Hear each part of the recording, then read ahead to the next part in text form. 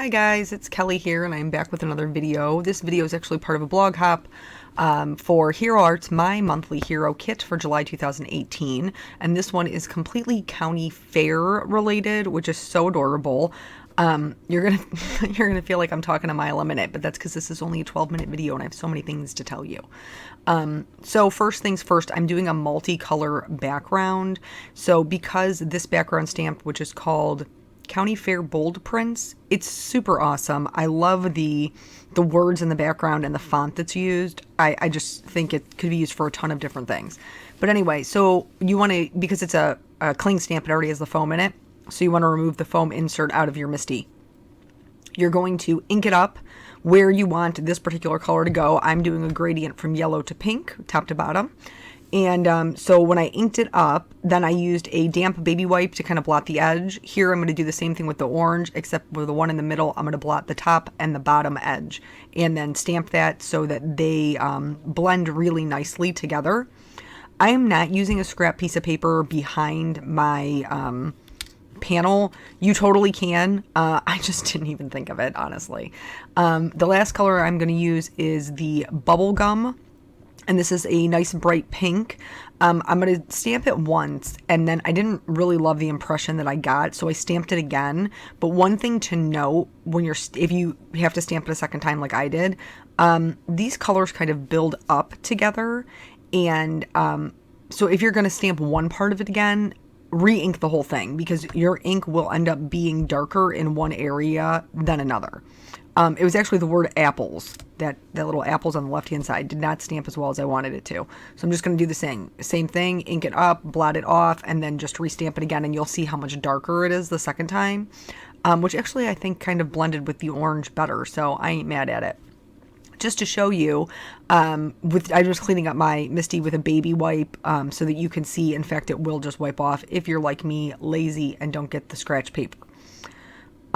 So the kit is all county fair. There's some inks and some dyes. There's like a starburst background dye, which is awesome. There's also just like a ton of stamps in there. If you've never purchased or looked at a Hero Arts My Monthly Hero Kit, basically it's $34.99. If you purchase the products that are in there separately, it would be $70. So for $35, you get $70 worth of product. It's all super awesome. But I'm actually using the add-ons. With every monthly kit that they release, they also do add-ons. And these are both of the ones that I'm using are both add-ons. And I love them. I just totally fell in love with the cotton candy. That's pretty much how I based my whole card out, honestly. And then I'm just stamping and masking as I'm going. I'm just going to have this on one panel versus having them popped up. There are dies that match this, so if you wanted to have them popped up without having to fussy cut, you totally could do that. Anywho, so that's it about the card kit. The last video that I did, you guys had asked me, nope, can't even start, can't even tell you about it now. No time. So the lollipop, totally adorable little lollipop. I wanted the stick to be longer. So I'm using just a little tiny piece of masking tape to mask off like the bottom edge. And then I'm going to remove that. I'm going to clean the stamp really, really well because you want to make sure there's no residual ink or you'll ruin what you've already stamped. And then I'm just going to line it up with the part of the stick that's already stamped so that I can extend it and just stamp it again. And I'm being very careful to only add ink to just the stick of the lollipop. And then we're good to go. I'm going to remove the masks. I'm lying. This is a lie. Oh, look, I can't even remember what I did. Cannot even remember. I'm using Hero Arts. The first ones I stamped in was Intense Black because it's Copic safe. The second one I stamped in is not. It's just a regular black, which is not Copic safe, but is a super bold black, which is awesome for sentiments. Gonna add a little bit of Distress Oxide on the background. What did I use? Squeezed Lemonade, Carved Pumpkin, and Picked Raspberry. Note on the Carved Pumpkin, you've heard me say this before if you watch my channel, it's a very, very strong color. So if you want a subtle color, like I did here, make sure you're blotting off on your craft mat before you are taking that ink blender to your paper. This was a little bit choppy.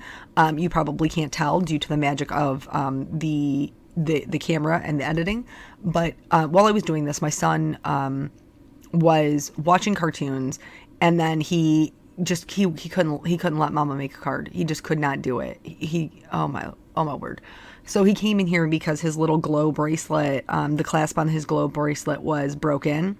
Why, you ask? Because he bit it. Yes, he did.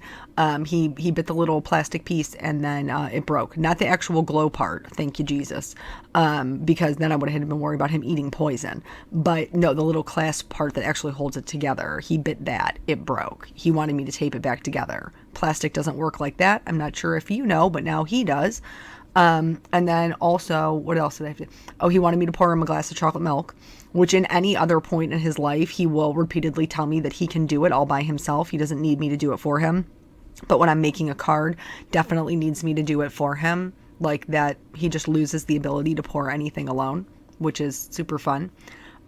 So it was a little bit choppy. To the shading. Like, we have to go back and forth, guys. We got to try to cover all the bases, do all the things. If you saw that video, you know what I'm talking about. So I needed it to be pink cotton candy. Honestly, I was considering doing a pink blue combo, cause I have gotten that sometimes at the fair, but ultimately I decided just to go with the pink, so it would match the background. Here you can see there's lines drawn in there. Again, repeating myself, trust your illustrator. They know what they're doing. They know how to draw things. So don't be afraid to just follow those guidelines. They will not mislead you, I promise. I added very minimal of the darkest color just to like the deepest parts. And then I skipped the RV04 on the way back through. So I went lightest to darkest, and then from darkest to lightest, I skipped the RV04 because RVs are tricky, which makes me kind of want to sing a little bit of Run DMC, but I can't really sing, so I'm going to spare you. But if you know what song I'm talking about, I hope you have it stuck in your head now, because I totally do. Anywho, the RV02 will pick up so much of that RV04 and the RV09, I ain't even worried about it. So I skipped the RV04 on the way back out. Moving on to the snow cone, just in case you don't know, I don't actually like snow cones. I don't understand. It's just... It just tastes like gross flavored ice cubes to me. I'm not a fan. But I do love this little stamp. I think it's adorable. And my son loves the snow cones. Usually the red ones, honestly. And so for this, because I wanted there to be some texture like that, kind of crushed ice, I'm actually coloring it with a technique called stippling. Stippling is just a series of small dots that you use to add shading. So this one I'm kind of cheating with because I'm using multiple colors. So the darkest color is on the bottom and it goes up to the lightest portion of it. But that is how you're getting all that variation of color, which is really, really helpful to add texture. Later on this month, I'll have another video that really goes into that whole stippling technique, but this is just a little brief overview. Anyway, I'm down to 4 minutes to tell you about the things. The last video I did, you guys asked me, you said you got a new job and then you forgot to mention it. You are correct. I did, because I was just rambling on about a bunch of other things, kind of like this voiceover. I actually applied for and am going through the hiring process right now to be a 911 telecommunications instructor at a local community college. So basically... my mom's girlfriend saw the post. I think she saw it on the news, honestly, and she tagged me in it on Facebook. And so I went and looked at the requirements, and I was like, these people have no business even hiring me. Why am I even applying for this? But I'm going to go ahead and do it anyway. And so I put in my application on Tuesday morning. They called me back on Wednesday afternoon. I was super stoked about it. I wasn't even expecting a call back, let alone like the next day. Scheduled my interview, and when they told me for the interview, side note, just filled in these little colors and then added some dimension with some gray shading. Moving back to the story. So they told me that 15 minutes of it would be an actual interview. 15 minutes of it would be a presentation. I would have to put together a presentation and then put that on for them. If you've listened to my channel before, you know being up in front of people makes me A, speak really fast, and B, a little bit sweaty. So I was like, you know what? I really love teaching. I totally love that light bulb moment. I can do this. I know this job.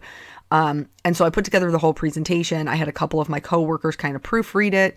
Back to this card very briefly. I'm outlining this in blue just to kind of give it some separation from the background. And then I'm going to outline the whole thing in the black pen.